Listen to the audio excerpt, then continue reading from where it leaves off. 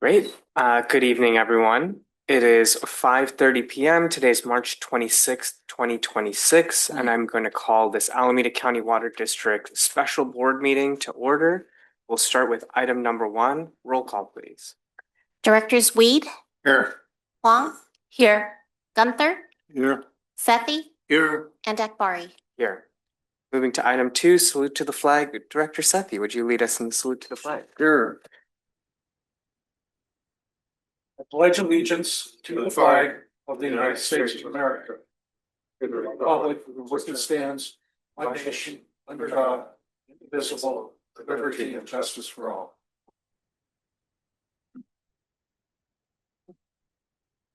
Thank you, everyone. And I just want to welcome back to the boardroom Director Sethy, who took some time away, and we're excited to see him back. Thank you.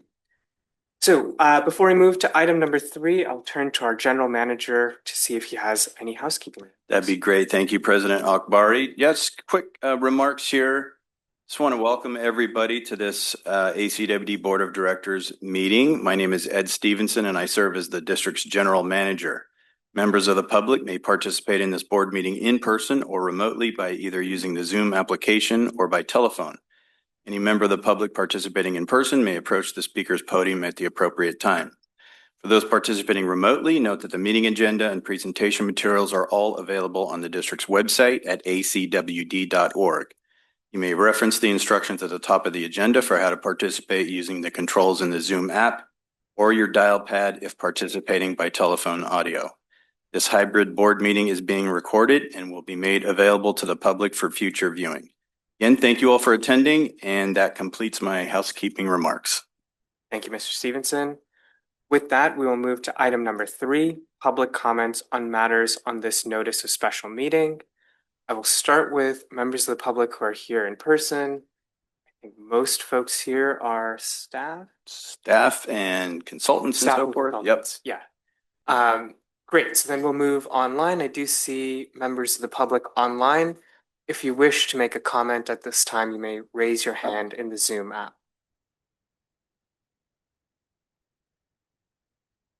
I see no hands up. Okay. Correct. Great. Well, then we will move on to item number four, our water resources planning workshop. And I will turn it to Mr. Stevenson to kick us off. Great. Thank you, President Akbari, and good evening, everybody. This has been quite the journey, and we're happy to be where we are now. It's certainly been a lot of work by the board, by the public, by our interested parties, and certainly by the many people here in the room this evening to bring us all along and get us to where we are. This is the seventh in a series of workshops planned for calendar years 2024, 2025, and 2026. That focus on planning for long-term management of the district's water resources in the face of climate change, evolving regulations, declining availability of water supplies, new water supply alternatives, and other factors using an integrated resource planning approach. This workshop series builds on previous workshops conducted in 2022 and 2023. This workshop will specifically include the following topics related to the district's water resources master plan. We'll actually go through the agenda here in a minute, but we'll be updating the board and the public on the status of the planning process, including review of progress to date. We'll review the draft plan and the public comments received.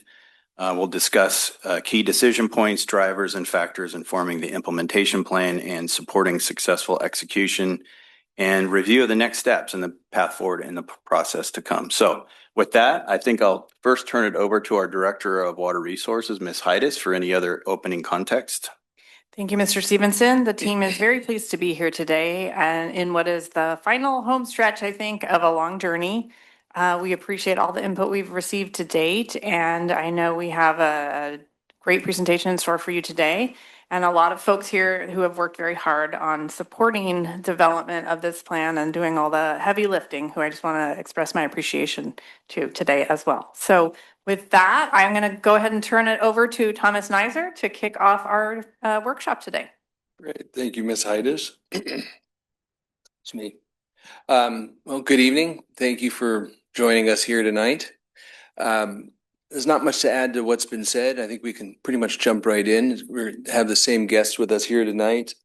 Our project team from Woodard and Kern, Chris Hughes, Katie Cole, anyone else from Woodard and Kern? And then, of course, we have Persephone, not St. James, Persephone St. Charles, and Philippe Danielle from Liquisti, who will be giving the bulk of the presentation tonight.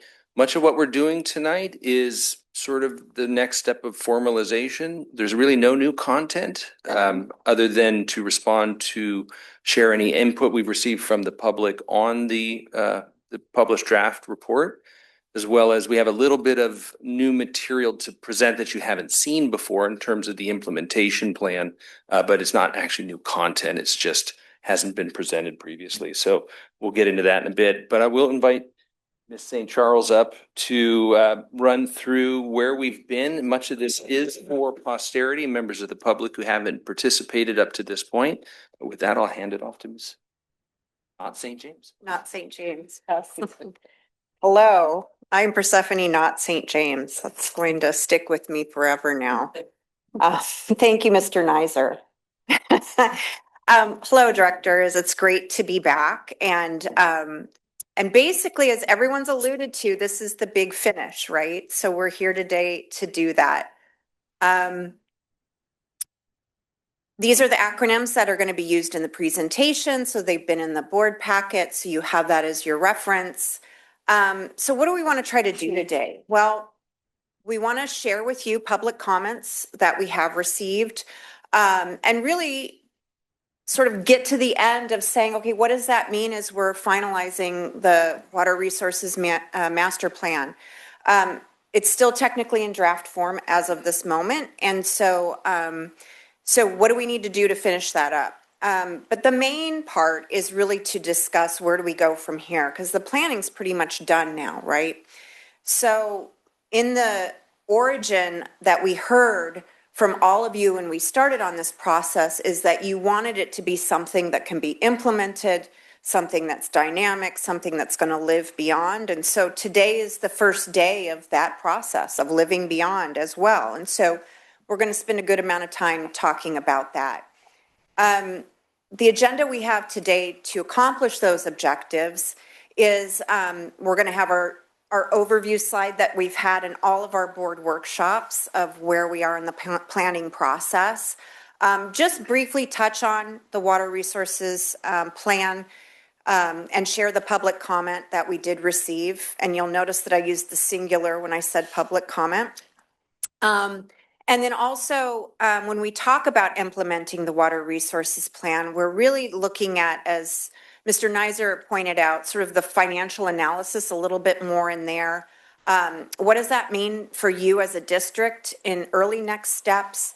And then Mr. Danielle is going to facilitate a discussion at the end where we talk about how you all see the engagement during this next implementation. So we still do have some discussion that we want to actually have, but it won't be until the end. All right.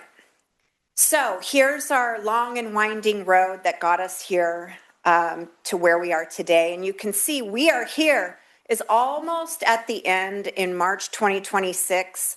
Public comment board workshop. The actual final end of the road will be April 14th, when you will basically be asked to consider adoption of this plan formally. So you don't have to do that tonight. That's still upcoming. But as you can see, it's been a long road. This is the more technical way that we've looked at this road, and we've showed this overall graphic at each one of our workshops. And we highlight it here. You'll see at the end, it's kind of squished, right? Like October 25 to April 26 has been basically, we've been in drafting of the plan, admin draft that we worked with staff on finalizing, then putting out the public draft, and now we're at the stage where we're looking to finalize it. But if we look back, you know, we started this process back in September of 2024, coming off of you know, a phase one where we did public surveys and we got input on how we should be looking at this planning effort. And then we created this flow chart as a result of that, and we've been implementing it all along. And so you can see on the top, just as a reminder, all of the outreach and engagement that has happened throughout the technical planning process, which is the dark blue boxes, and then all of the key deliverables and check-in points that we've had with all of you along the way. All right, so, it's timely that you are ending this plan right now and beginning the implementation, because there's a lot of discussion right now. I'm sure you're all aware of, given the early spring that we've had and then the late winter that we've had this year, a lot of people discussing what does this year mean for us as we look ahead towards state water project reliability, which is heavily reliant upon snowpack that is in the Sierras.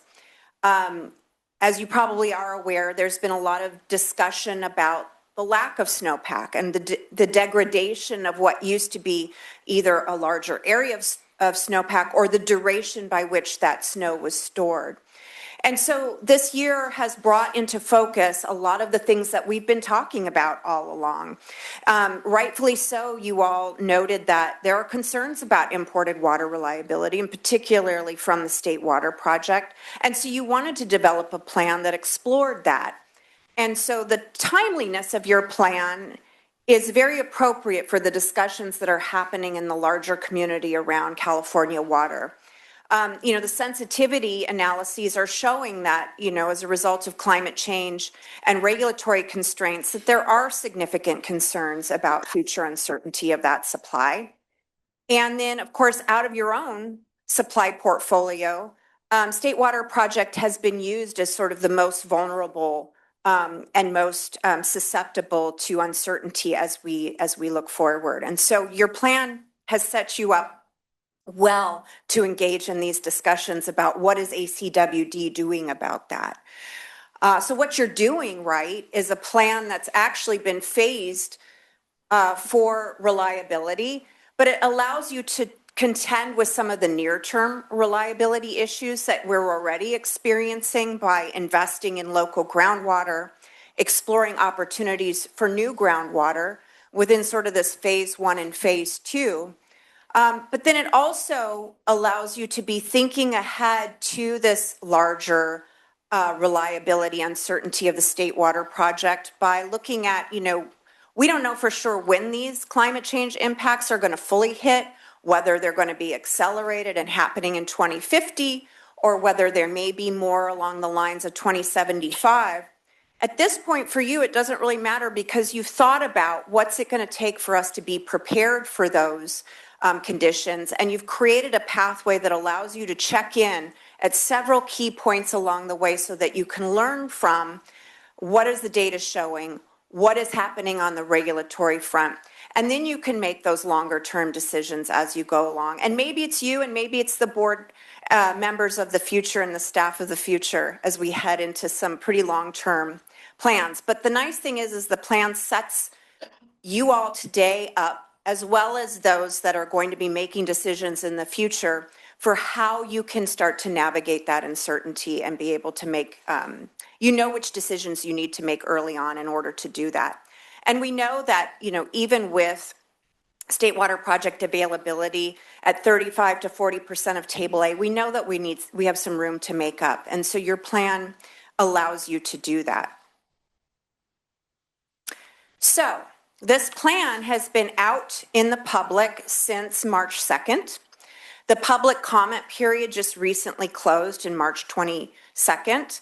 And one of the things that we talked about early on too is how are we going to engage the public and how are we going to get comments on this plan? And so this plan was put up on our Conveyo system. It allowed anybody that went onto the site to interact with the plan directly, be able to put comments exactly where they saw things that they wanted to comment in the plan, and allowed people to comment in a way that accommodated their schedules and when they had the time to look at it and engage with it.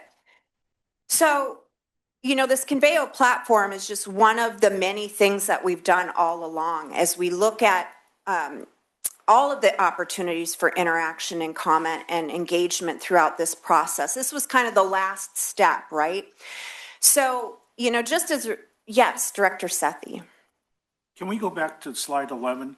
I'm trying to interpret what's there. Yes. Where you have the letter H, looks like there's an arrow there. Is that pointing in the area of a possible facility? Oh, sorry. I'm sorry, I have to Is that catch an up with you. arrow pointing towards some future facility? H. Okay, so that's the Southern Groundwater Facility. So that's part of phase 2, which is the exploration to see, the early stages of that is exploring to see the viability Okay. of being able to have something like that. Got it. Okay. What's the numeral 2 and then the smaller letters? You got B, P, M, and N.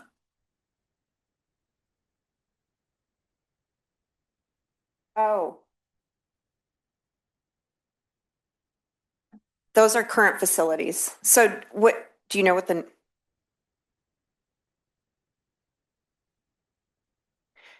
Oh, I see. Okay. Peralta, Maori, B for blending, 2 for TP2. Got it. Okay. Now I'm all clear. Thank Okay. you. Sorry for the good, that's interruption. great. Yes. I'm paying attention. Good. That's good. You caught me off guard. You're paying attention so well. So that's great. Thank you for that. Okay.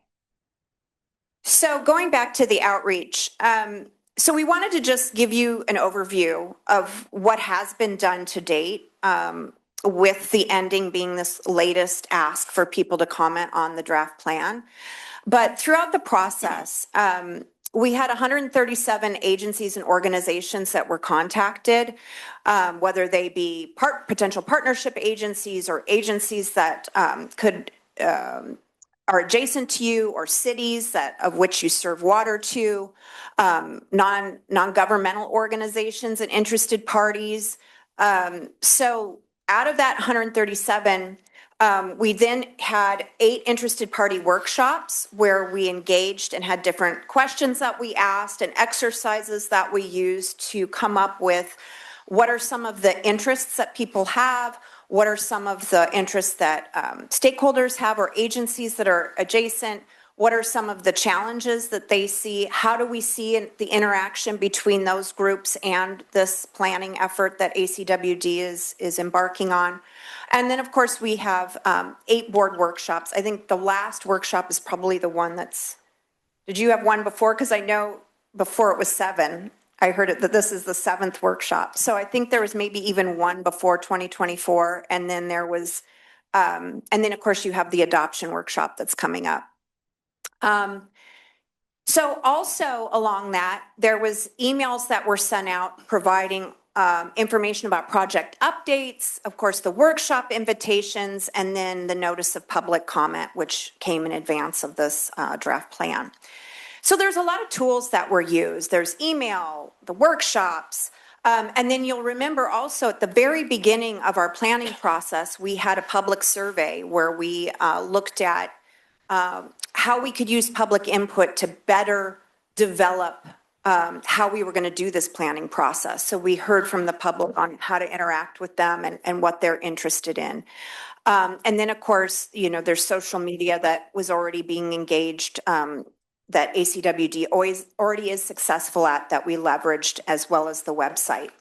So that's all to say that that must have been very successful, because we only got one comment when we actually put the plan up. And we wanted to share this comment with you.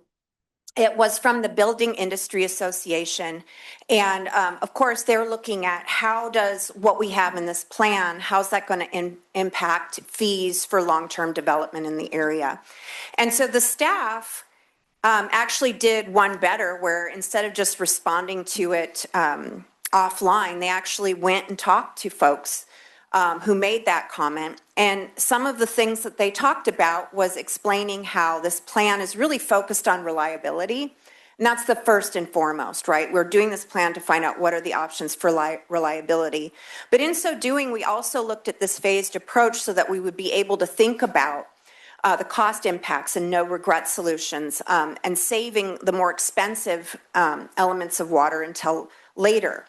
And then also, they commented on, any sort of impacts to rates or developer fees has a separate process that is gone through, and that they will be, of course, able to participate in that process. And so at this point, it's still too early to really discuss what is rate impacts or not with regard to development fees, but there is a process in place by which that would happen. And so staff actually met with those folks and was able to provide that input. So that was the one comment that was received. So now, before we go on to the implementing of the water resources plan, which is really now where we as the consultant team, Woodard and Curran and Liquisti, this is sort of where we leave you. And we say, congratulations, you have a plan, and now it's really in staff's hands of how they're going to implement it. So Mr. Neiser is going to come up and talk about that process. But before he does, if you'll just indulge me a few thoughts and words in closing. It has been a great privilege for us on behalf of the consulting team of Woodard and Curran and the staff that's here today and Liquisti to engage in this process with you. I've enjoyed our conversations at the board workshops. They've been illuminating to me and helped me become a better consultant, and I really appreciate those conversations.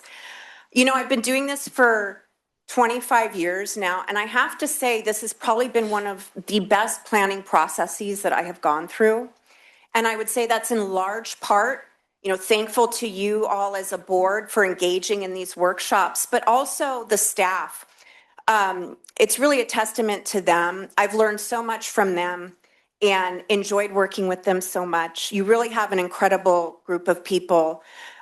Just the collaborative nature being led by, Mr. Stevenson and Ms. Heides, but also, Mr.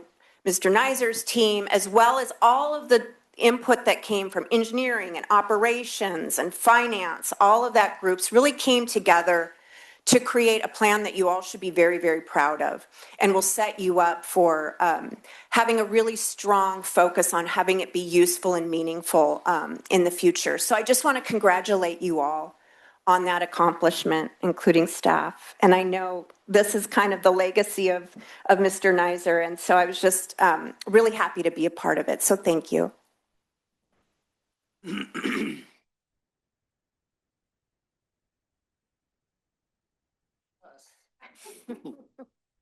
No, it's Thomas, don't leave us.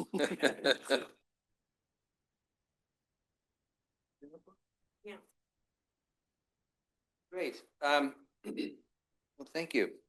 The next steps, we wanted to sort of dig in a little bit into the implementation plan. So this is where the rubber meets the road. What does this actually look like? It's one thing to make a plan. It's another thing to start going out and doing it. And one element that was critical to development of the plan in front of you was going through the implementation planning, the thinking of what does that take? Why do we need to do this? Because we need to make sure it's actually an implementable plan. Do we have the resources as far as staff to support the work needed to get this done? Can the district afford to get it done? So that's what the implementation plan takes a look at. We're just going to step through that a little bit so that we can be eyes wide open about what we're getting ourselves into. I do want to say, so what this is a skeleton outline of what implementing might look like over the next 25 and plus years. It's not the final plan.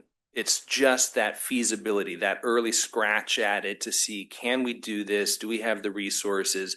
We could have found fatal flaws. We could have found it requires staffing or more financial resources than needed. Spoiler alert, the reason the plan portfolio 12 came to you is because we did this process and we didn't find fatal flaws. But we want to step through with you what we did reveal from that additional investigation. So what it isn't final, but it's a good first start. And I do want to call out, I took a little time mapping out to our report, coming back to the board's direction that we received at the beginning. So this is addressing objective 4, which I want to read, which is create an adaptive, dynamic, and feasible implementation pathway. So we're going to reveal that just a little bit. So let's start by looking at the phased work. This is the project work. These are portrayed as capital cost dollars. It's a combination of planning, design, and construction. Normally, our planning and design kind of gets a little bit more absorbed in our expense budget and not in our capital plan, but we wanted to sort of show everything that's involved. So a few things I'd point out along the way, and let me make sure I'm not going to kill, is it the green button? Every time I push a button, it goes dark. So I want to make sure I don't mess it up. Okay. We've got early phases, little blips of money showing up in there. This is really planning level stuff where that's work that staff's going to continue to do. For example, in our early phases, we want to explore the feasibility for the Southern groundwater facility. In order to do that, staff is already working on groundwater investigations to support that. So, in here, we're spending resources, staff time, and consulting money to do those investigations. So this is just trying to put everything in that we can to show what we're committing to. So you'll notice a few things in here. We got a lot of capital coming in this early period. Now we have, is that me getting that arrow? Okay. The project phase is in 3 specific phases. Technically, phase 1 and 2 sort of break right around in here between these purple bars. Oh, that's for the online folks. Gotcha. But really, phase 1 and 2 is kind of a fluid thing. As the district gets into implementation with this, some of it we've said, maybe use some funding triggers. A lot of these projects were strategically designed to be eligible for funding. There may be some things that maybe the district wants to advance a little sooner than others based on availability of funds to help carry that burden. So phases 1 and 2, thank you, Marion, are going to be in this period. And that takes us out to 2050. And then if we look way out into the future, we have this very big new capital expense, and that's for a purified water facility for recharge the groundwater basin. When we started the financial work, which we'll get into, our former finance director, John Wunderlich, gave us very salient advice, which was forget looking at that one that's 50 years out in the future for 2 reasons. One, it's so far outside of our rate setting window that it's not going to be involved in what happens in the next 5 years. But 2, because it is a contingency. As a reminder, we have built a plan that is adaptable for the uncertainty of climate change. As Miss St. Charles said earlier, it's really not a matter of if so much as when. And so we're trying to build that capacity to adapt for some extreme climate future without overcommitting in the near term. Our prediction is 2050 or beyond, a big expensive facility is going to be needed. Now, why aren't we looking at that expense right now? Really, because the logic is, again, it's not affecting rates in the next 25 years, but also because that's going to be driven as a contingency. If you think of it this way, it's a big cost because there's a really big need.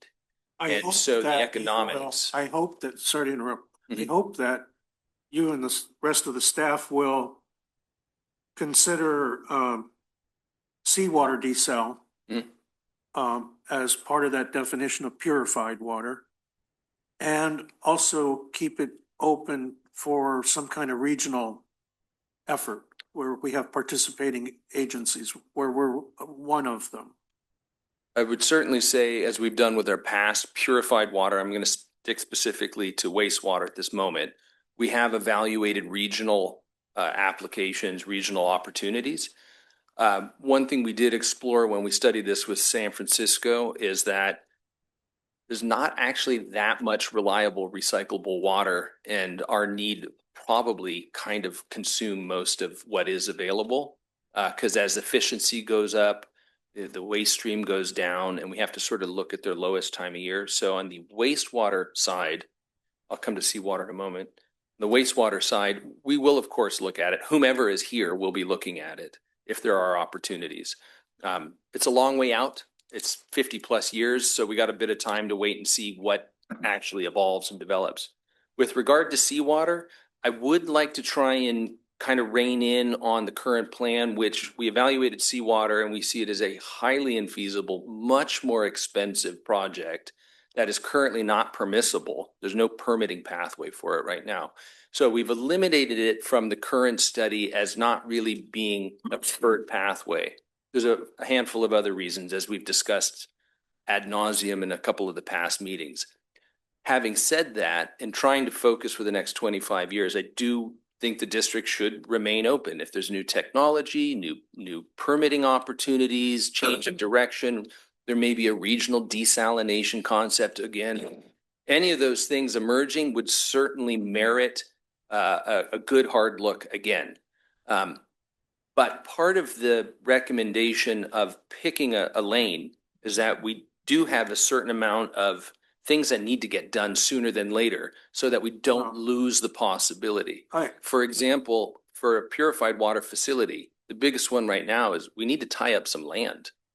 And if we don't tie up that land, it may become substantially harder to implement when it's desperately needed. So there's a few things that we really need to have some focus on and take that long game. It doesn't mean overcommitting to one path, but it's important to pick a pathway to sort of be on. Yeah, I'm not sure if you heard me in prior meetings where I have commented on this company across the bay in Mountain View or Los Altos that is working on this project off the coast of Malibu, where they're going to put 60 vessels down, anchored down to the ocean floor, and each one processes 1 million gallons per day. That's 60 million a day, and they are building a pipeline. When I say they, that is the affiliated water districts that want to take advantage of this new supply. They're building a pipeline through Malibu Canyon over to the other side of the hills, and they can distribute the water out to different agencies. And I think that we may have similar opportunities, not necessarily out of the bay, but off the San Mateo coast, where it gets piped into the Bay Area. We have multiple agencies that are involved. And that's exactly the sort of future experimental technology that may pencil out. And the California Lands Commission and California Coastal Commission gave the permitting. Malibu City Council approved it. They've had no objections government-wise to work on this project. So I just think we should keep our minds open. Comment on that if I might. Definitely agree. That is the Ocean Well project, where there's about $500 million from a Korean company helping to fund it. But their current proposal is to put the desalination operated by water pressure at a depth of 1,600 feet. We'd have to go far more offshore in Northern California than they do in Southern California. Yeah. The technology I have suggested may work if you could pump the water to an elevation of 1,600 feet and then have it come down a standpipe with static pressure, and then you are all above ground. They might be able to do that again along the coast, but it's not this new technology that they're following, and it's a different approach entirely. And there are many reasons why the offshore doesn't work in Northern California. But I am concerned on the use of the word purified. This ain't pure water. And it's an unfortunate marketing term that they're using. It's, we haven't addressed the emerging contaminants of pharmaceuticals and hormones, microplastics we might be able to screen out. And then you have a hazardous toxic waste as the permeate of recycled water, controlled by CERCLA. That we have no solution for and no answer. So you're creating a toxic hazardous waste of millions of gallons per day with no way to address it and nothing in your plans. The problem I have of even having it in this study. So once you put it in there, some dimwit in the legislature will find money to give to us, and we'll be sucked into a project which we should never have considered in the first place.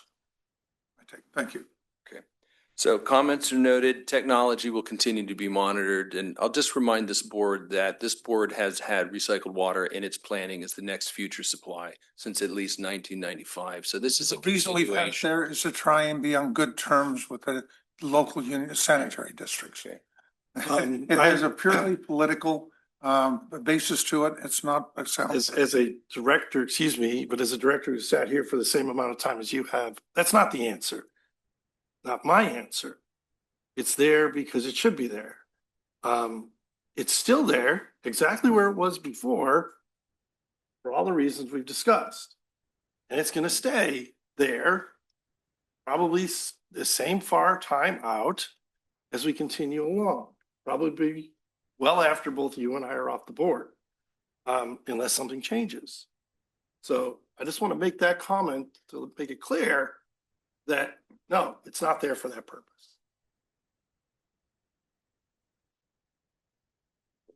Let me just make sure we're covering all board comments and questions since we're taking a moment here.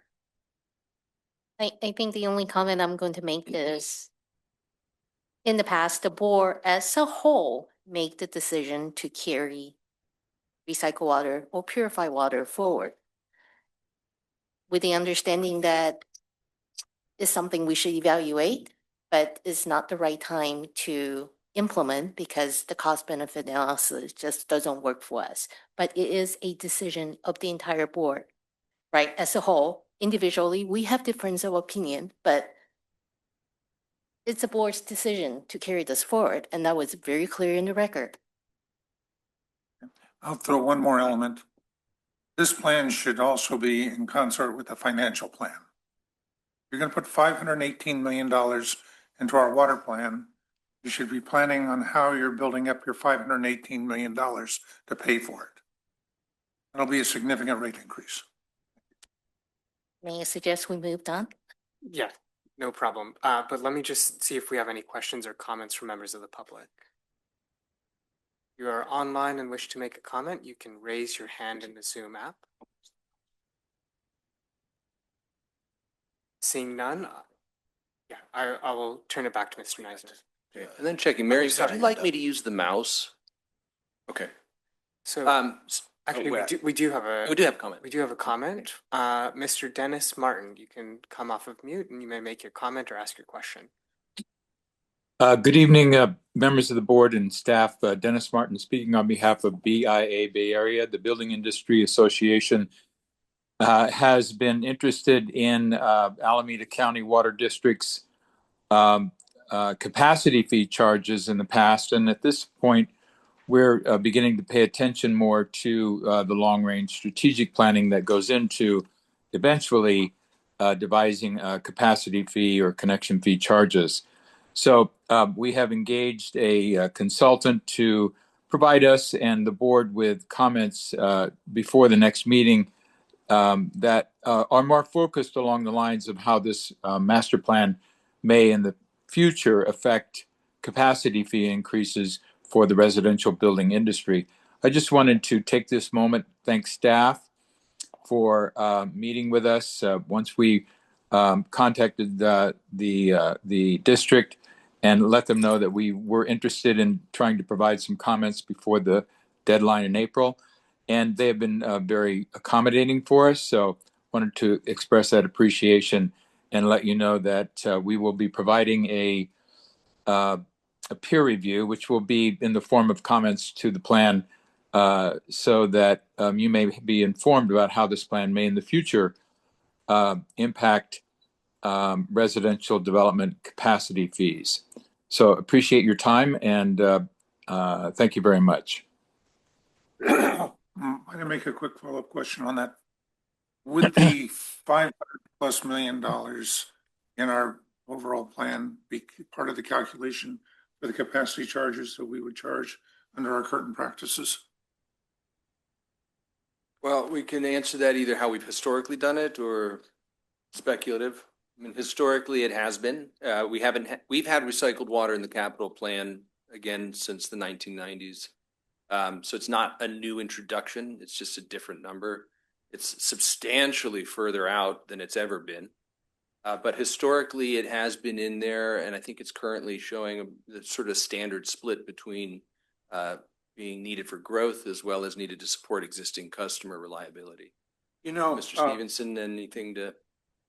I think that's right. And I think, the current process, which is actually pretty robust relative to others in the industry, and Mr. Martin could probably confirm, but the district has a 25-year CIP, which is pretty long, has a pretty long view.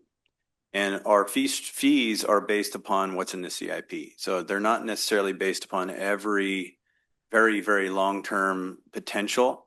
And as Mr. Neiser pointed out, here we're talking about a very uncertain time frame for a project like that. Frankly, a few generations down the line, I think things like technology and certainly the permitting and regulatory environment are going to change a lot.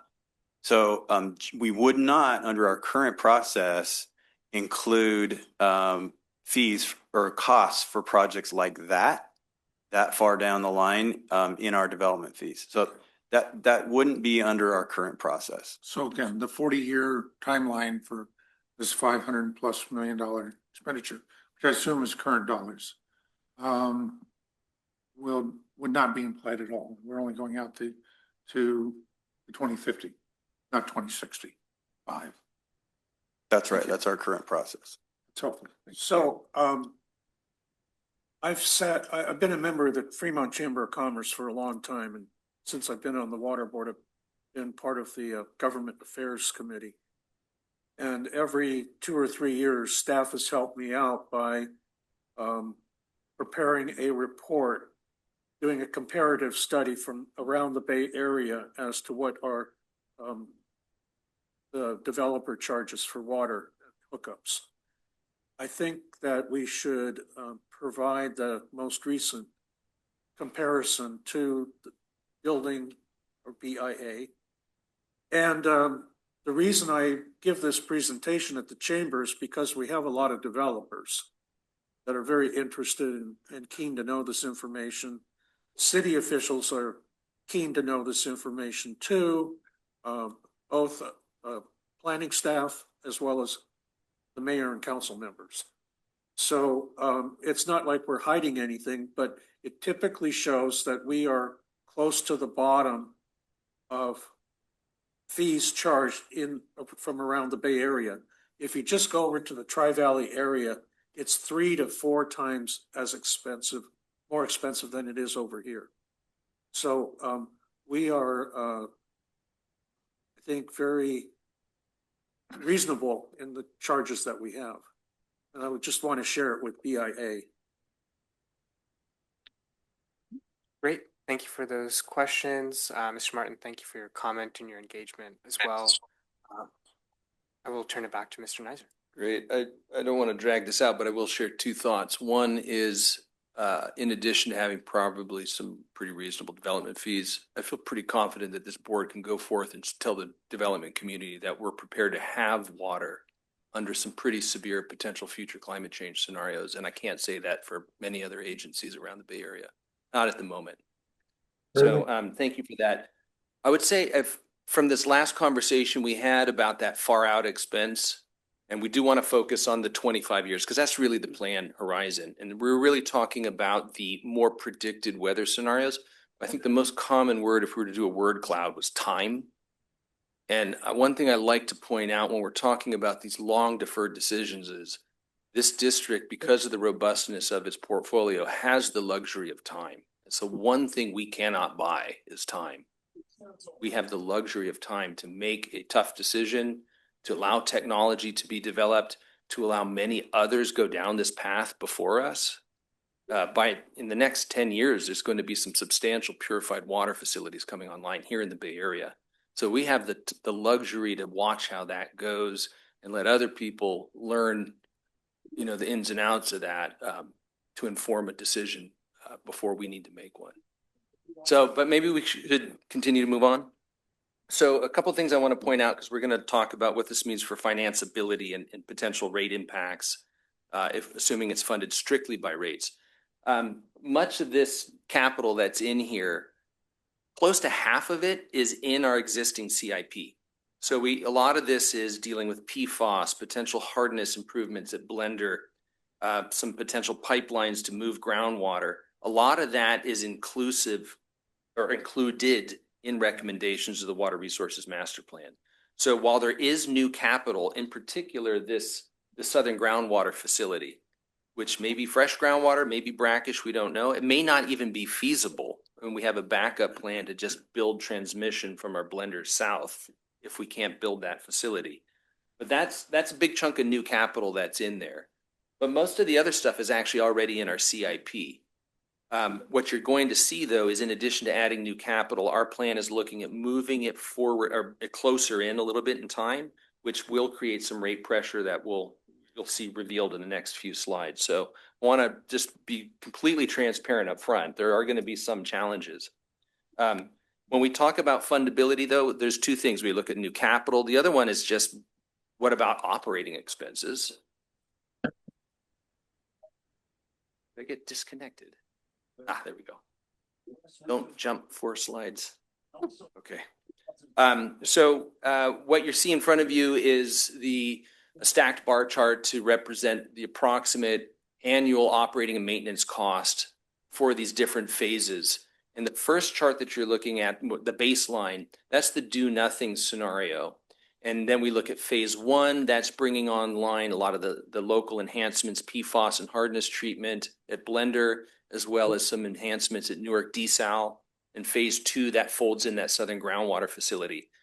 And I want to ignore phase 3 because we already said that's a contingency. It's 50 years in the future. So if we just focus on those first 3 bars, the things to look at here, we're talking $52 million up to $54 million per year. It's effectively flat. And what you're seeing is as we build these projects in phase 1 and 2, this middle bar here, which is the San Francisco PUC purchases, if we do nothing as an agency with the expected declines in state water supply, as this board has heard for quite some time, we will be at purchasing our full San Francisco contract, available contract, in every year, in normal years. Even if it's super wet, we're going to need that water because it's use it or lose it water. And our state water we need to put in the ground in semi-tropic to store for future droughts. So this baseline scenario is status quo, no changes. Okay, so you see that I made comments, so bars 30. I'm fine. If you want to put this on speaker, so We might need to mute the hot mic situation. Yeah. So you see that 33.5 million, that would be our average annual purchase in current dollars of SFPUC supplies. And as we build new facilities in phase 1 and phase 2, you'll see that soft blue bar there get smaller and smaller. That's what we're doing is we're expanding our access to an ability to use local supply and reducing our dependence on the PUC. We're adding a little bit of operations and maintenance cost and some new staffing costs in those gray and orange bars. But we're basically offsetting those costs with reduced purchases from the PUC. So this was not a surprise outcome because we had cost consciousness in the phasing of this project from day one. Remember, we started with low regret, no regret projects. So while you're seeing that O&M stay flat, the one thing that this graph doesn't show you is that as we build phases 1 and 2, we're building a whole bunch of resilience and adaptive capacity. By the end of that phase 2, our operating costs are staying flat, but by the time we get there, the district will have substantial capacity to rely on local supplies and handle a delta disruption. And depending on how much potential there is in that Southern Groundwater Facility, that could be a big and long disruption, or it might be a short disruption, but it is resilience and capacity that we currently do not have, and that this board set forth as one of our objectives for this study. So we're getting improved overall performance for our customers, as well as greater overall supply reliability in droughts. Let me make a point on the Hetchy system. We're seeing the cost doubling every 9 years, then redoubling after that. And hopefully we've taken into account, I believe Hetchy is going to be cost prohibitive. Currently at $2,600 an acre foot. In 10 years, $6,000 an acre foot. And 9 to 10 years after that, $12,000 an acre foot. And that's an excellent point. I think putting that math into this would show that our costs are actually going to get much cheaper. Because if we do nothing, that dependence on San Francisco, if there is an exponential cost, that baseline bar is going to go up through the roof. And those future bars, which are reducing our exposure to that cost escalation, are actually going to show a greater return on an investment today. So that's a great point. Thank you. Mr. Nizer, before we move on to the next slide, I do have a request for a short break. Sure. So we'll take a quick break right now for about 10 minutes. It's 6:20, so we'll return at 6:30. All right.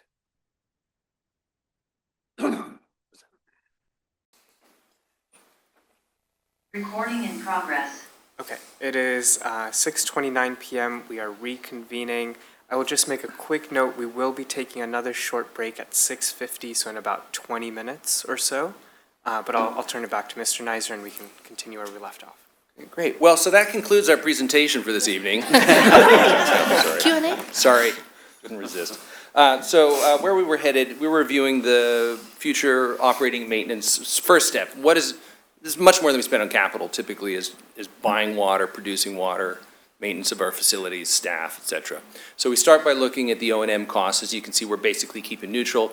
As Director Weed aptly pointed out, if we factor in the potential for SFPUC escalation, we would actually show that phase 1 and 2 are probably going to save quite a bit of operating costs. So thank you for that comment. So from there, we're going to take a kind of bottom-up look at how we would get to sort of what is the fundability of this overall plan when we look at capitalization plus O&M costs. So this is just a sniff test. This is just checking feasibility. This is not the real analysis that the district would do to lead up to a rates analysis. Point this thing. Oh, there we are. So Woodard & Kern put this nice chart together for us. So this is starting with a depiction of the annual O&M costs, water purchases, and as you can see, it's pretty flat as we move out into the future. And starting in there, we want to acknowledge that there's a fair amount of projects which are, as we mentioned, already in our CIP. So we just kind of base load a little bit of capital that would already be getting spent, stuff that's in this plan, but it was actually already in the CIP. And this is making some standard amortization, 30-year payment scenarios, certain percentage interest rate. I don't remember the details off the top of my head. Then we add in the extra capital. And then as for absolute completeness, we want to reflect that long-term plan, the if-needed substantial cost to build a IPR facility down the road. And there is very thoughtfully included those little orange bars in there. That's reflecting some spending toward an IPR facility. That could be land acquisition studies, what have you. So a little cost filtering in. And before he left us, our former, oh, sorry, let me hit the obligatory notes. This is a list of the financing assumptions for the cost. They're included here just for posterity if somebody picks up this hard copy that's not here listening to the presentation tonight. Much of what I just shared is in here. I'll just summarize. The first two bullets are really explaining that the O&M is going to stay flat, the operations and maintenance as we implement the future phases.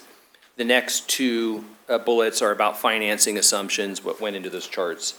And then the final comment is that phase 3, that IPR, again, our outgoing finance manager said, don't even bother looking at it right now because it's so far out, it doesn't affect current costs, and it's a contingency that will be built if needed, as needed. So that's, in summary, what all those fine print says. And it'd be interesting if you put a dashed line of what a cost of living of 3 or 4% would be, and I think we'd be well below the annual cost of living increases. Noted. So as I mentioned, John had took a look at those stacked bar charts to see what is that extra cost. So that's cost on top of the other costs, CIP plans that we already have. We've got main replacements and all sorts of other major capital costs. That's just new cost included. And when Mr. Wunderlich looked at it, a few things he noted is As mentioned, we are talking about building a lot of stuff in a compressed time frame at this look, at least at this early implementation phase. And that compressed time period of 7 years puts some rate pressure out there. Again, acknowledging phase 3, acknowledge it, but it's so far out there, don't spin out on thinking about the cost too much because it's way too speculative. But his assessment was the implementation plan as presented in our Water Resources Master Plan. And this is solely assuming it were to be funded by rate increases. This is just the test about how fundable might this be.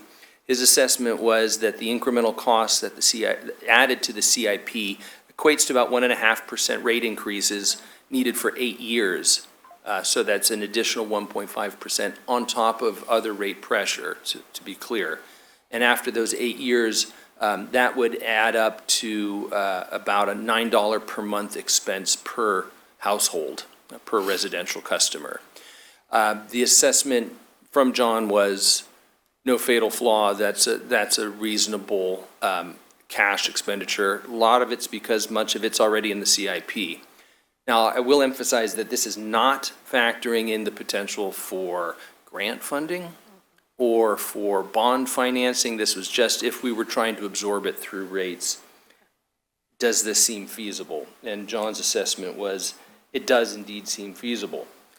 Now, when we get into, I did want to say that Objective 5 that the board established, identify and develop strategies that align with funding opportunities. So we did take our Portfolio 12, and we have a strategic grant consulting team. We did run it through them. They're the experts in strategic funding and grants. Certainly by today's standard, their assessment was these are some pretty competitive projects for funding because we're emphasizing in particular resilience, reduced reliance on Delta imports, and climate adaptation. So those are already some pretty hot topics. And as been pointed out, there's a pretty significant proposition coming forward that will be geared specifically towards climate adaptation. So the general feeling is, you never can tell until the time comes and you're going after funding. But the board objective to be strategic and being fundable, we're trying to bring forward as much as possible. So keep that in mind. So now the reality is, again, this is just for feasibility assessment. Once this plan is adopted, assuming it's adopted, it will slowly get absorbed into the CIP process. The reality of, Groom's team's going to look at it. They already had a look, but, when can we get to these projects? What needs to be moved out? Do things need to be moved out to handle this extra demand on staff? That finer level assessment will be coming up, and we'll talk about that shortly. And then as well, once it's into CIP, then it really works into our long-range financial planning. And as the board is aware, you'll start seeing what the financing plan and recommendations will look like. And that'll be coming up in the next few years. So we do want to get on to discussing next steps. And while those are steps that are coming further out, the thing I wanted to share before we get into those more tactile next steps. Objective 8 that the board set forth is to support development of related planning efforts, such as ACWD's engineering report, urban plans, Sigma, and rate studies. And we just wanted to point out that while this study's been going on for over 2 years, and if we factor in the work that this board did in 2019, I think, we had our mini planning workshops, we did the climate adaptation studies, various studies from groundwater as well, Los Vaqueros. We've been at this for quite a while. So some of the recommendations that are coming out of this plan have already been sort of overlapping with, in time, other ongoing activities. And so some of the stuff coming out of here is already showing up in these other activities. So notably, we have some new supply initiatives that the board's identified. Those are being worked into as we presented in committee yesterday and will be reflected in the Urban Water Management Plan, which we'll be publishing in June. You guys will be publishing it in June, not me. We also have strategic capital improvements. As I mentioned, we really kept an eye and a mindset on things that will be fundable with grant funding. We are reflecting some of these costs already into the current rate-setting process that the board is picking up at the moment, just not through the conventional in the CIP. We're going to be entering them as sort of line items so that the implications and the debate can begin about funding these facilities and whether or not we need to adjust timing. And then the grant funding team, as I mentioned, is already, we've already shared these concepts with them, and they're already sort of evaluating them. So we'll get them into that matrix as well presently. Yes, sir.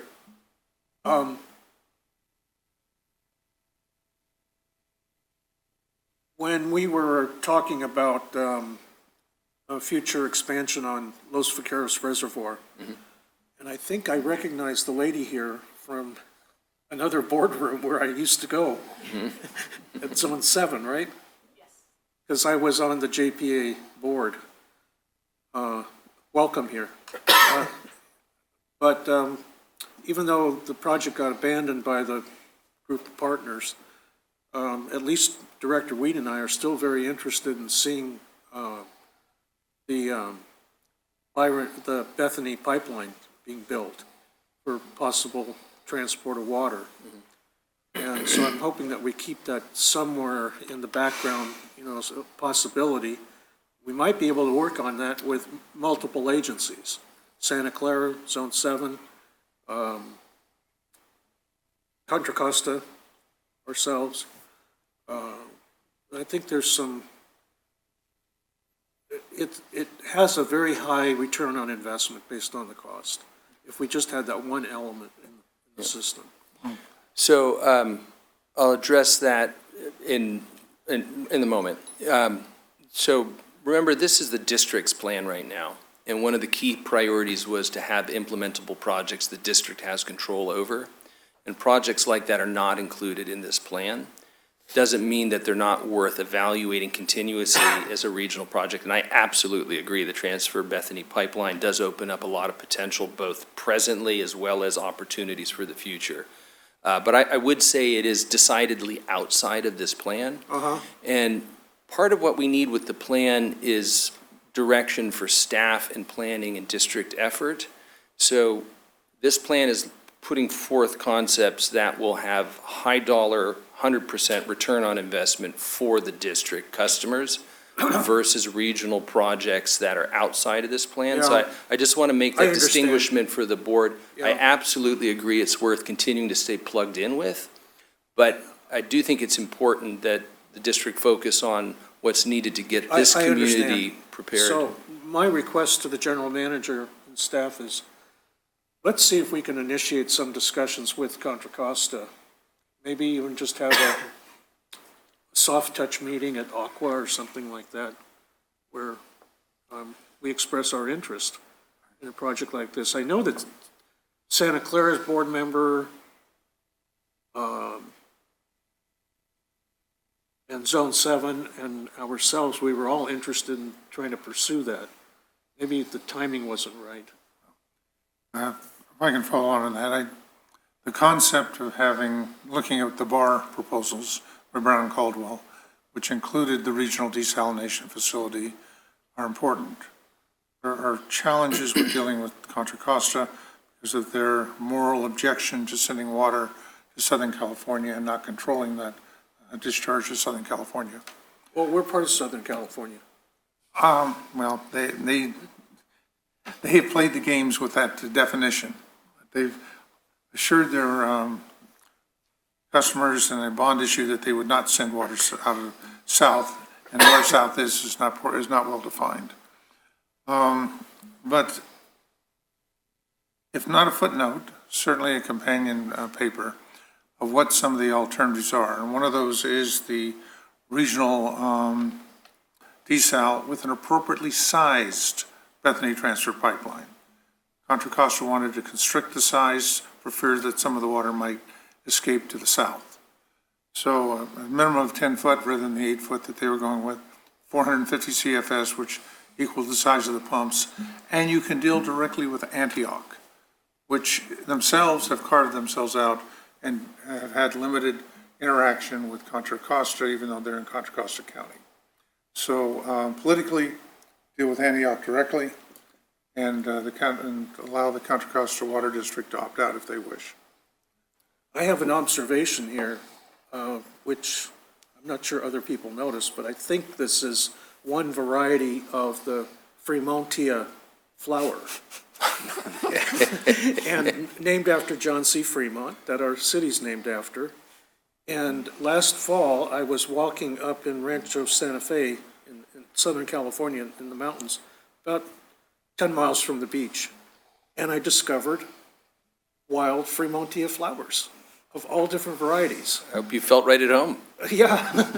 So we have a lot of it that grows naturally in the wild over by the Dumbarton Bridge in Don Edwards Park and everything.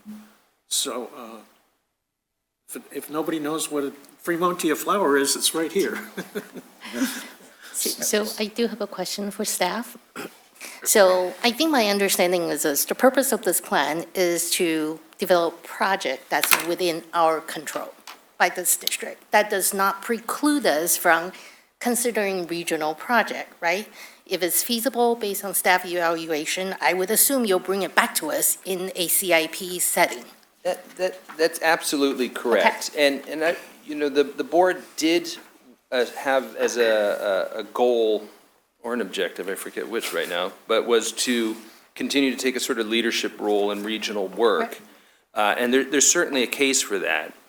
But the district's plan is to give direction to the district staff to go forth and build for the purpose of benefiting the district. When we looked at regional options, which was under direction from the board, we also had to look at feasibility or implementability.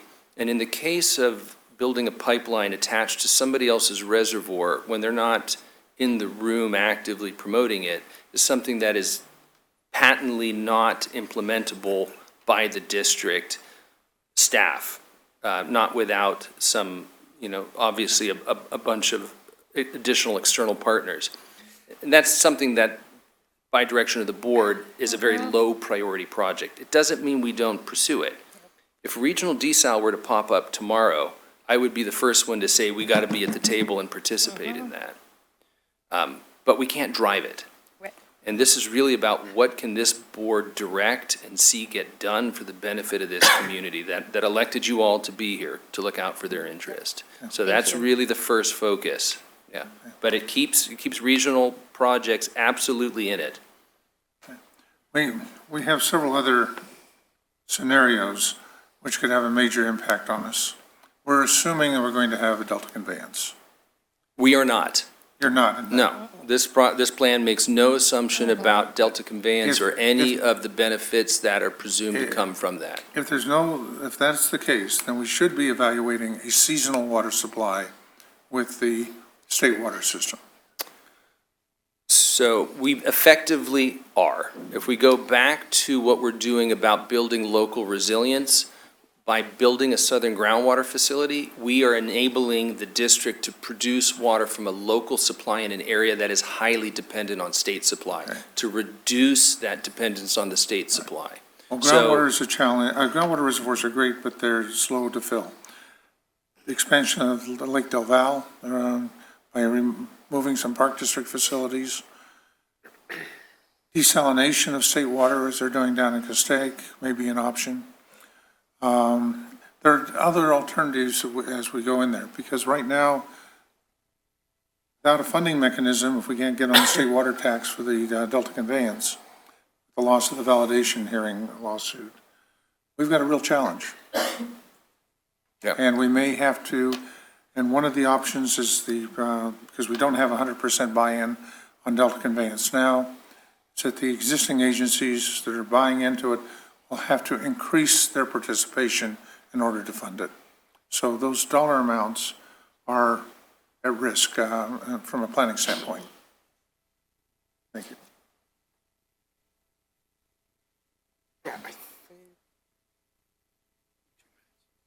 I can run through these last 2 minutes? Yeah. Okay, I can hit these last couple points, and that's actually a good natural breaking point. So with that, we'll just run through these couple points, and then I understand we're up for another break. Another work product that came out of the Water Resources Master Plan has been work to identify trigger points for pursuing those future, much more expensive, extreme projects that you only want to go after if you really need them. That's actually the Climate Adaptation Plan had as next work to identify those triggers. So we've actually started populating some of the data that CAP asked for. And then lastly, there's a number of policy recommendations that came out of the study. For example, greater resilience and ability to rely without certain supplies available. So there are certain policy recommendations, developing affordability plan, working on an emergency response plan that the strategic plan has already embodied and is putting forward as we speak. So the point is the Water Resources Master Plan is already starting to spin that flywheel, and we're starting to put a little momentum into turning this wheel already before it's been adopted by the board. I think this is a good stopping point. Great. It's 6:50. We will take a 15-minute break and reconvene at 7:05.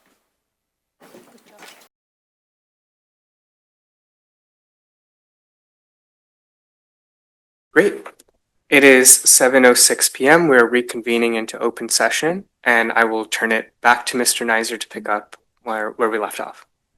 Thank you, Director Akbari. So from here, we'd like to move on to the more tangible, concrete next steps of implementation. And to do that, I would like to introduce the new Water Supply and Planning Manager, Miss Dr. Amparo Flores. Yay!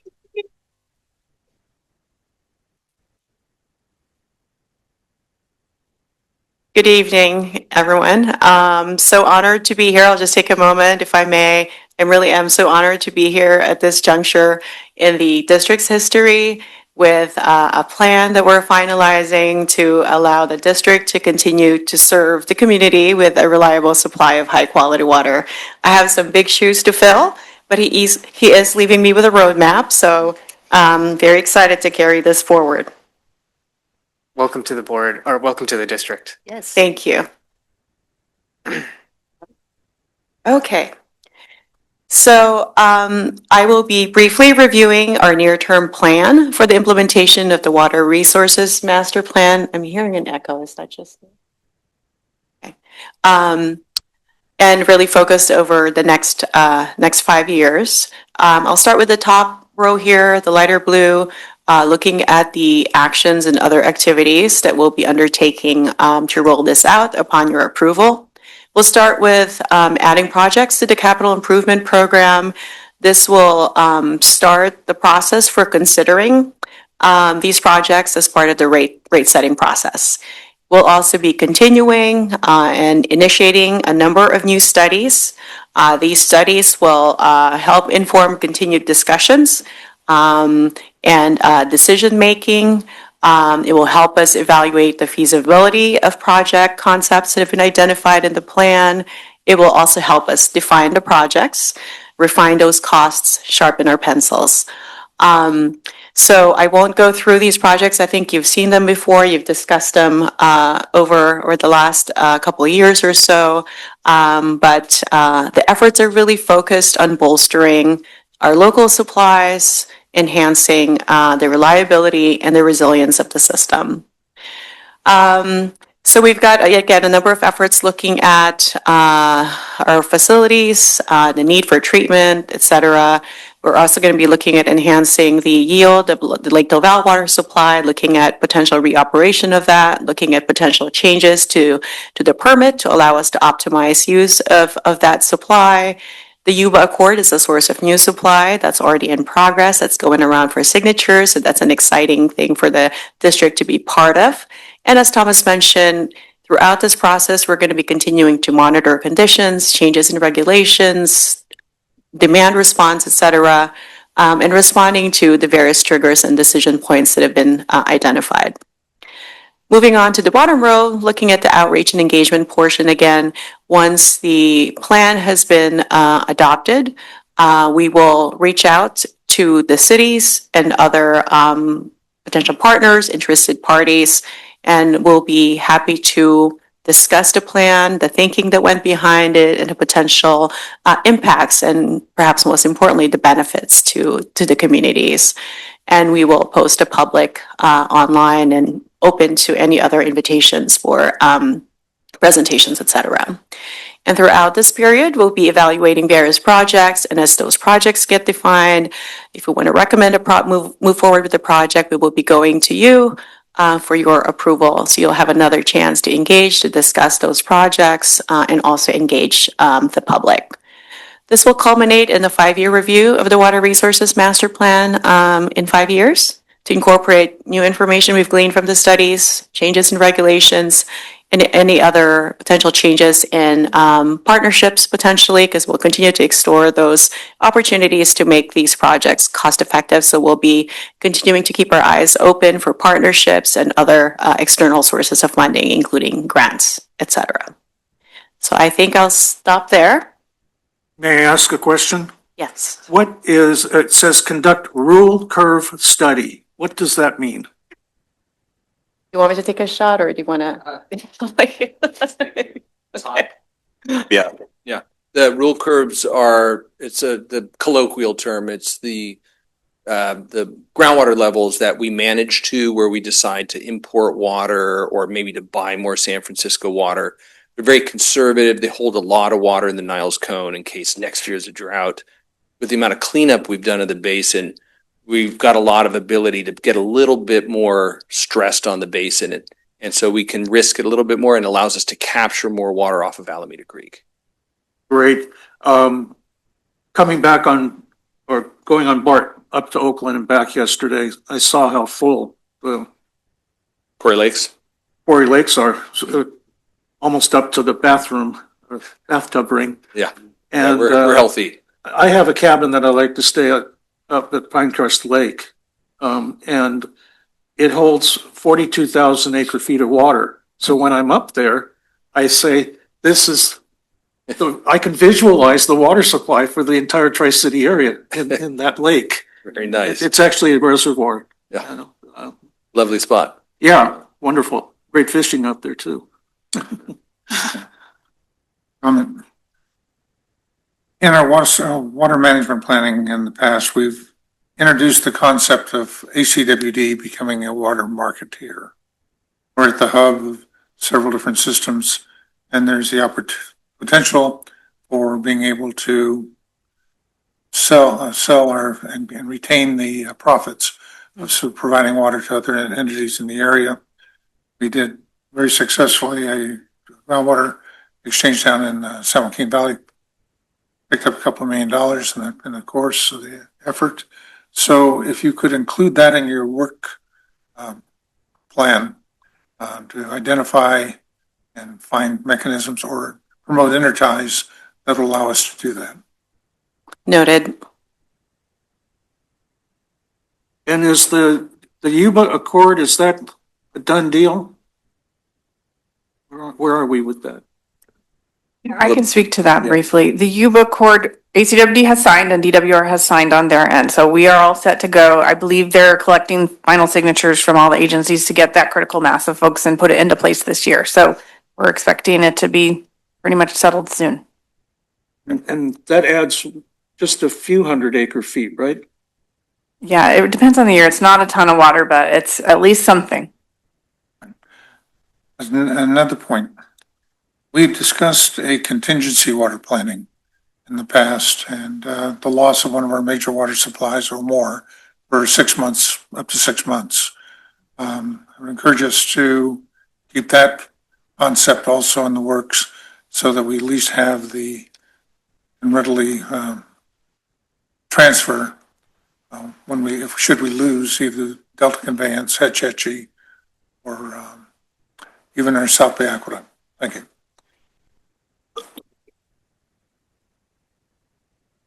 Any other questions or comments from the board? Okay. Continue on. Next slide there. Thank you. Thank you. Well, this is the last slide, and it really goes, if you could hit to the next slide, please. It really is kind of the question for you. We've had a lot of discussion about the plan, about the implementation, And this discussion is, with this work concluding, what issues and topics would you like to be briefed on over the next few years? In the next couple of years, you can have the PFAS treatment as a major kind of capital expenditure. So there's 0 to 2 years, and 3 to 4 years out, you're going to have the decision on the southern treatment. You've mentioned a couple of items. I think Director Sethy, you mentioned wanting to keep eyes open on regional project possibilities. So it seems like you'd like to have some regular communication on what is going on the horizon. We've talked about desalination and reuse quite a bit. And then Director Reed, you just mentioned about the water marketing potential and contingency planning for a 6-month water outage. Are there any other issues and topics for Mr. Stevenson and his staff to be thinking about bringing before you regularly to kind of enhance your kind of strategies up before we have this 5-year update? So are there any other topics or issues you'd like to hear from regularly as part of your either committee work or these board meetings? I've got a couple, if board doesn't mind me starting off. Any significant technological advances or operational advances for any that relate to any of the projects that we're considering? I would like to know that on a periodic basis, just so that we can be aware of how the how technology is evolving, and where we can take advantage of some of those changes.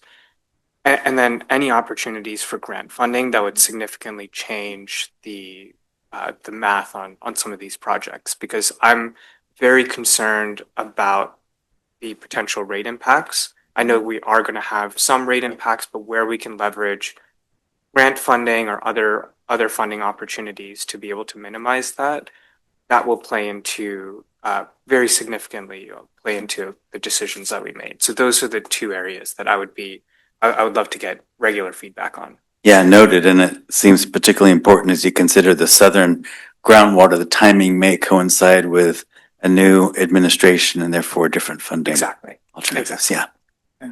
That's actually the southern, you just mentioned it, the southern groundwater. I'd really like to get more information on that. I know we've looked kind of at it. I'm very interested in that. I think there's some potential there. Of course, we haven't looked too closely yet, but if we could keep informed on that. I mean, we know how to run a desal plant, brackish water desal plant. We're pretty good at it.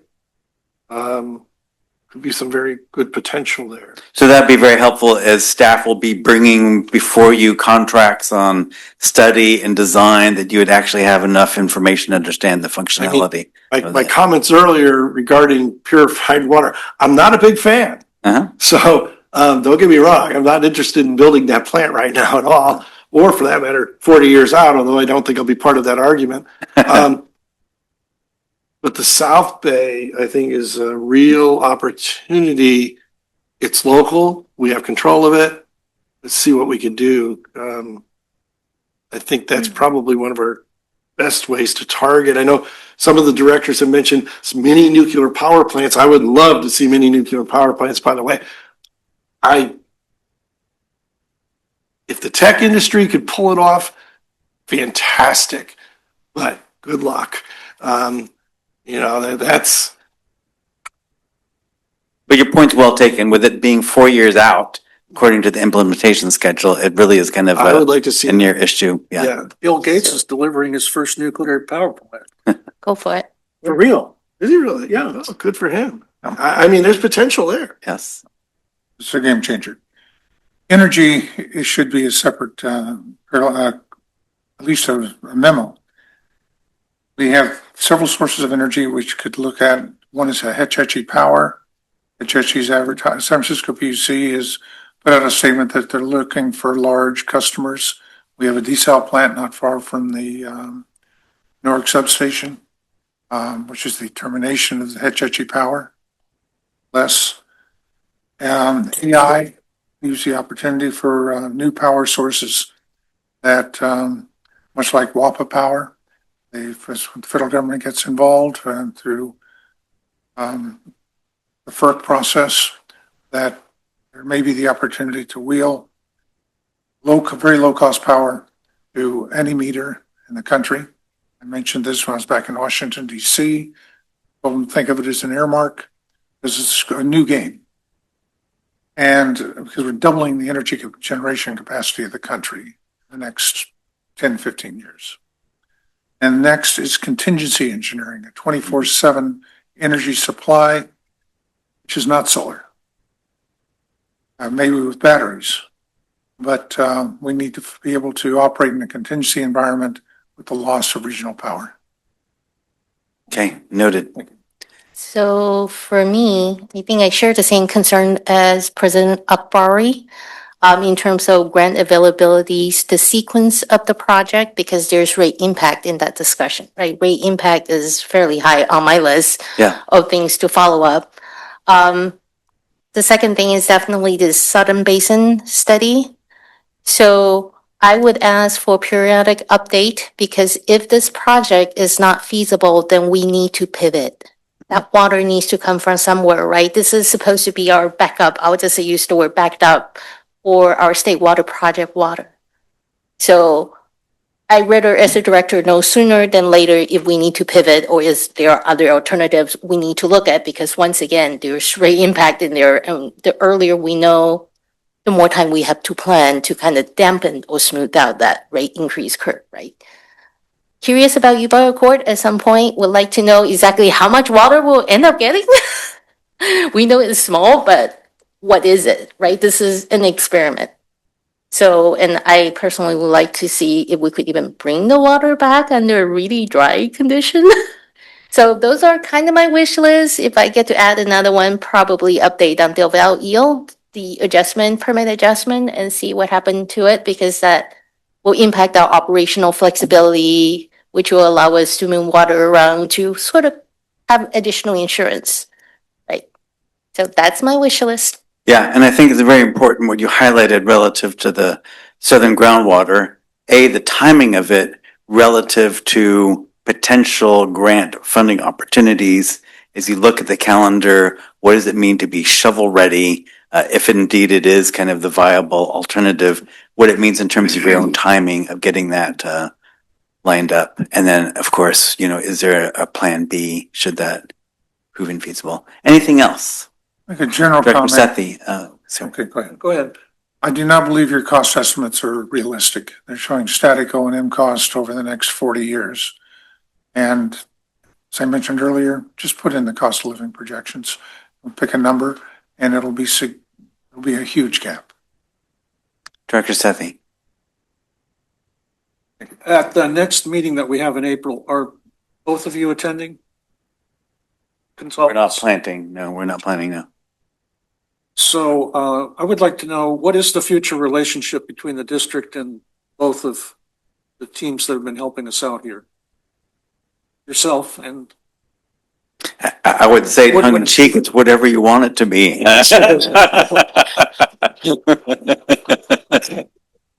Right. I think you'd be fair to say that you have a contract. We have a contract. The ACWD contract to is develop submitted. this plan, and Yes. once the plan is done, the contract ends. Yes. So if Director Sethy, you're thinking of future implementation, I think staff needs to figure out what they want to do. Yeah, I'm asking the question because I didn't know if this was a continuing relationship into the future as follow-up. But at least we'll see you hopefully at Aqua. You will see us. You will see us. You will see us. Yeah. Yeah. Anything else, President Akbari? If nothing from the board, I don't believe we have any members of the public. Correct. Yeah. So I'll look to staff and to the consultants. Do you guys have the feedback that you were looking for from us today? I think we got what we need. I think it's actually helpful. Amparo, you got what you need? Okay.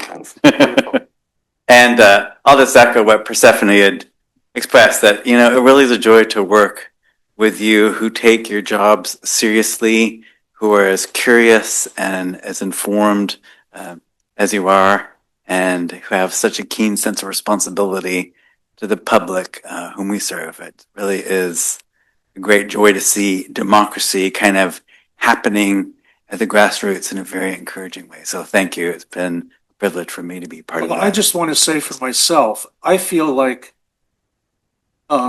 between Woodward and Curran and yourself, you've helped educate me to a much better point than where I was just a couple of years ago. So this has been a good exercise for all of us. Yeah, well, it goes both ways, the education. As long as we're all learning, I think we're more likely to be of service in a very challenging time.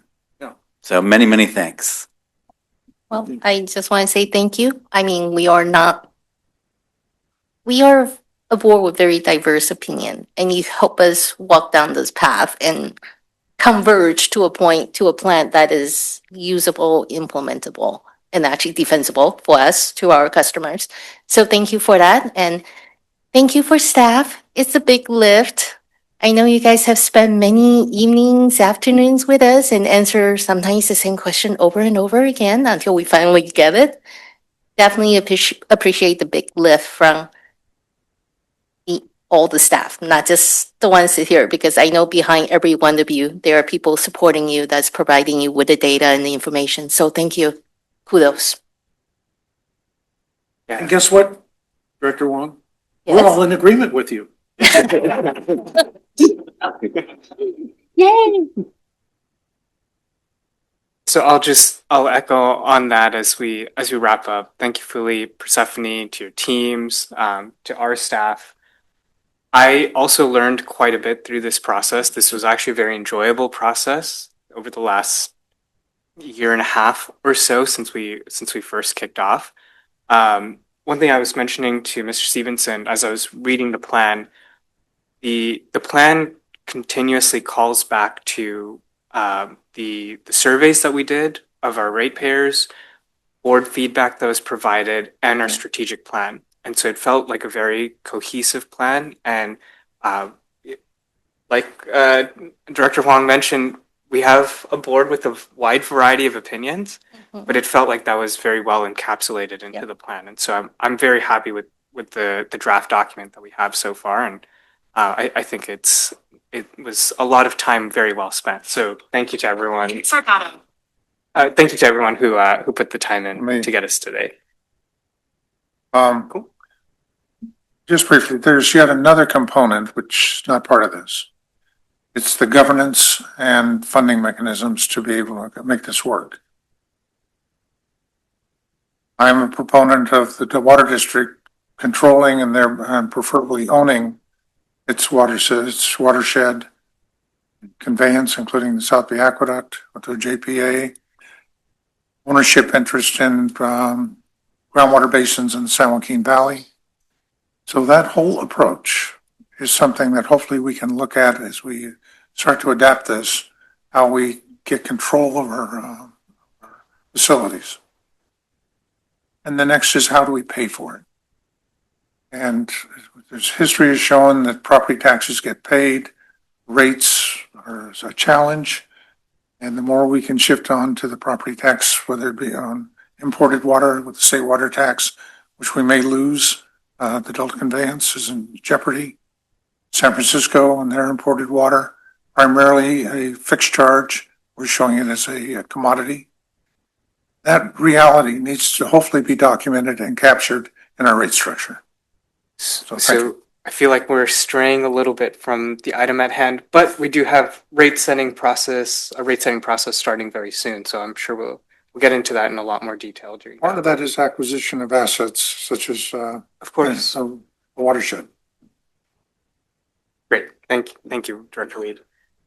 I'll just look to staff. Does that conclude item number? Well, I'll look to staff and make sure that we have everything we need. It sounds like we do. And so I would say in April, the board will be presented with this plan as finalized for approval by the board. And that will then become staff's marching orders moving forward, recognizing that over the long span of time, things may change, but we have to have a place to focus. So we will be back to the board in April with an item to approve the plan. Great. With that, I will say I think that's it for us. Great. Well, item number 5 is adjournment. So at 7:30 p.m., we will adjourn tonight's meeting. Thank you, everyone. It's round number. Good job.